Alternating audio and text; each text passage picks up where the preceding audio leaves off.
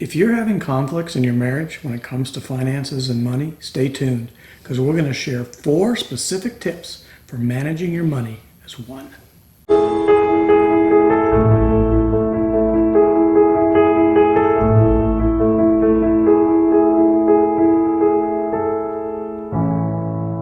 Last time, we talked about approaching money issues in your marriage through the lens of financial intimacy. If you want to learn more about what that is and why it's important, check out that episode.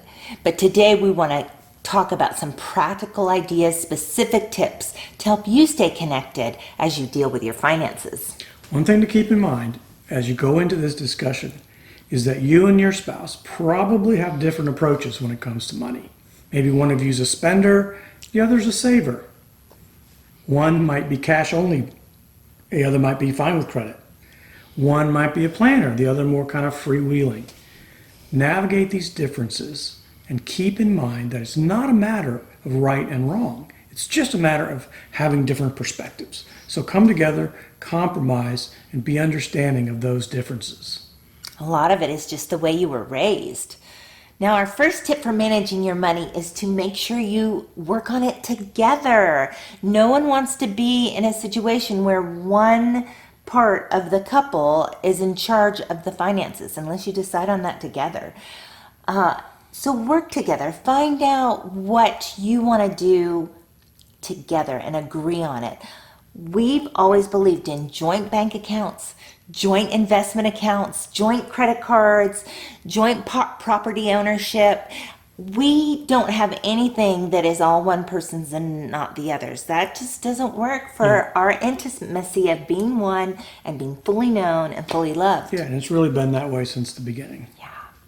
The other thing is to make sure you have complete access to bank statements, credit card statements, being open with passwords and sharing those freely so that everybody has access to everything. It doesn't mean you're checking up on each other. It just means that there's no chance for secrets. The second tip is to set joint financial goals. You've heard the saying, failing to plan is planning to fail, and that's certainly true when it comes to money. But it's critical that you guys are in total agreement about the goals. So make your goals specific and set a time frame. Like, here's some examples. Well, one example might be we want to pay off our credit cards within 24 months. Or maybe we want to save for a house. So it means we need to send 20% of a house that costs this much within 5 years. Tip 3, work together to develop your financial ground rules or guidelines. Like one guideline might be, we're going to have a monthly budget and we're going to set targets in these categories. Maybe like fixed expenses, discretionary spending, utilities, savings, and just work together and figure out what's going to work for you as a guideline moving forward.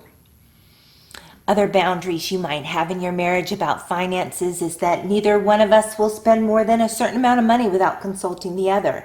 Some people may judge you for that. I had a coworker overhear me talking to Scott before making a purchase. I wasn't asking him for permission. I was honoring him. It's our money. Doing this together. That's the point, yeah. Yeah, and then also another great boundary is to plan to review your finances maybe once a month.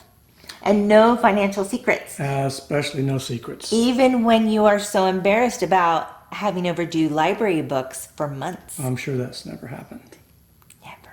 So that leads us to our last tip for managing your money as one. Have regular financial check-ins. Review your spending against the budget. Make adjustments where you need to for library books and things like that.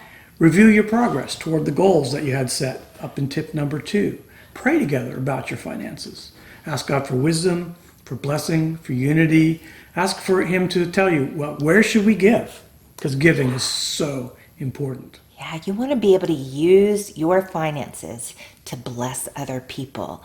And you want to agree on where that's going to go. For sure. We had a couple in our last marriage small group, and they do a monthly marriage check-in. We thought it was such a great idea, where they actually meet and just check on, hey, how do you feel like we're doing? Yeah. How's our every area? Yeah. And they include finances, which is super good. So things never get too far out of hand, or nobody has hard feelings. Yeah.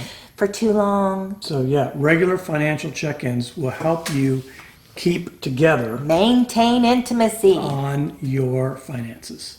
So we encourage you, if you haven't had a financial check-in together in a while, take these 4 tips, sit down together, discuss them, review the video together maybe, and continue looking at your finances together as you journey toward financial intimacy.